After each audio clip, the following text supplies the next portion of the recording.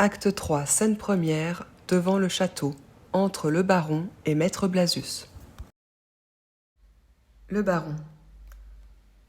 Indépendamment de votre ivrognerie, vous êtes un bélître, maître Blasius. Mes valets vous voient entrer furtivement dans l'office et quand vous êtes convaincu d'avoir volé mes bouteilles de la manière la plus pitoyable, vous croyez vous justifier en accusant ma nièce d'une correspondance secrète. Maître Blasius. Mais, monseigneur, veuillez vous rappeler. Le baron. Sortez, monsieur l'abbé, et ne reparaissez jamais devant moi. Il est déraisonnable d'agir comme vous le faites, et ma gravité m'oblige à ne vous pardonner de ma vie. Il sort. Maître Blasius le suit. Entre Perdiccas. Perdiccas.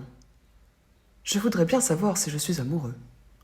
D'un côté, cette manière d'interroger est tant soit peu cavalière pour une fille de 18 ans. D'un autre, les idées que ces nonnes lui ont fourrées dans la tête auront de la peine à se corriger. De plus, elle doit partir aujourd'hui. Diable, je l'aime, cela est sûr. Après tout, qui sait? Peut-être elle répétait une leçon. Et d'ailleurs, il est clair qu'elle ne se soucie pas de moi.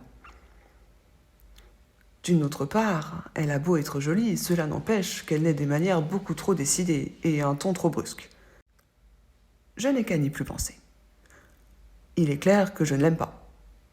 Cela est certain qu'elle est jolie, mais pourquoi cette conversation d'hier ne veut-elle pas me sortir de la tête?